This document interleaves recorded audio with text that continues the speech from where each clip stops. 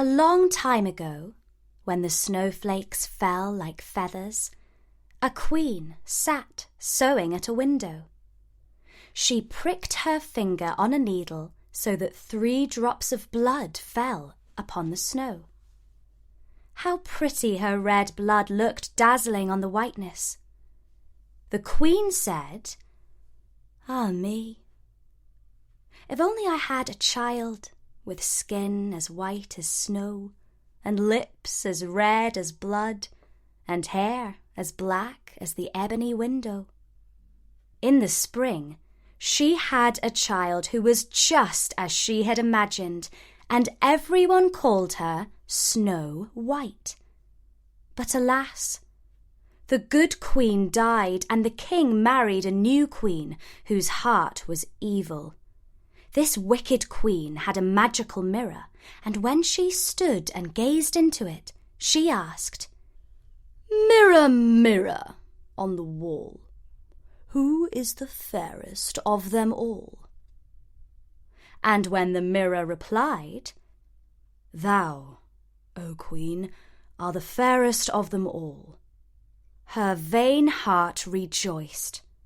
Snow White grew more and more beautiful with every passing year.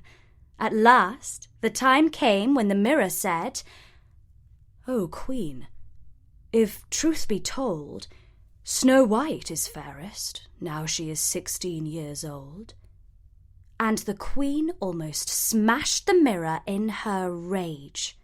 The next morning, she summoned a hunter and gave him orders. "Take Snow White out, and don't bother to bring back anything but her heart." The hunter led Snow White to the woods where, taking pity on her innocent heart, he told her to run and hide. She ran and ran, cutting herself on brambles. Meanwhile, the hunter returned to the queen with the heart of a deer. Snow White fled until she came upon a cottage in the middle of the woods. The door was open. She went inside and saw that the furniture was child-sized. She curled up on one of the 7 little beds and fell asleep. The owners of the cottage were 7 dwarfs who spent the day mining for gold in the heart of the mountain. When they came home that night, they lit their 7 candles and saw that an uninvited visitor was sleeping in one of their 7 beds. "Oh my, what a pretty child!" one of them exclaimed. "Shh!" ordered another. "Don't wake her up." "Where shall I sleep?" asked a third. "She's taken my bed."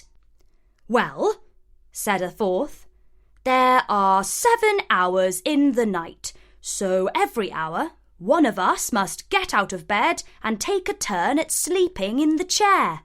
And they all agreed that that was only fair.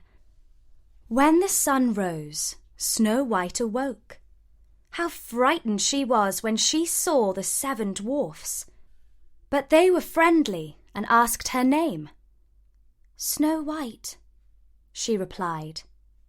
The eldest dwarf said, "Well, Snow White, if you take care of our house, then you may live here." And Snow White agreed with all her heart. Every morning the 7 dwarfs went out to the mountain, and Snow White stayed at home to cook and keep the house.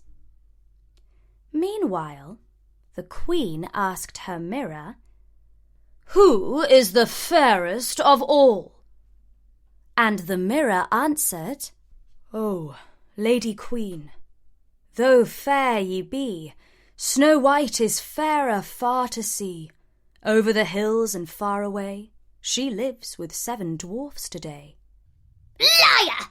screeched the queen in her rage.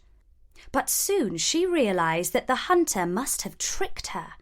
She decided to dress herself like an old peddler woman, and in this disguise she visited the dwarf's cottage and knocked on the door, crying, "Pretty things, very cheap, very cheap." Snow White peeped from the window and said, "Good day, good woman. What are your wares?" All sorts of pretty things, my dear. "Thank you," said Snow White. "Your scarves and laces are indeed pretty, but I will not buy any today." It is a pity, said the old woman. But never mind. I will give you this apple, and perhaps you shall remember me another time. The peddler woman took a bite out of the green side of the apple and handed the rest through the window. Snow White thanked the old woman and bit into the fruit. Little did she realize that the wicked queen had poisoned the rosy side of the apple, the part that Snow White now swallowed. That night, when the dwarfs came home, they found Snow White lying upon the floor. No breath came from her lips. They sat round her and wept for 3 whole days. Then they made a coffin of shining glass, laid her in it, and placed her on top of the mountain. It happened that a prince, out hunting, came across the glass coffin. He was very much taken by the pale girl who lay so still inside it, and he thought she must be a statue left there by the ancients. He ordered his servants to pick up the unusual object and carry it home. In doing so, one of them stumbled and the glass box fell to the ground. It shook terribly, and the piece of poisonous apple which had lodged in Snow White's throat came out, so that she opened her eyes, alive once more. Snow White and the prince were soon wed. They and the 7 dwarfs lived long and happy lives, while the wicked queen went mad with envy, for she could never be the fairest of them all.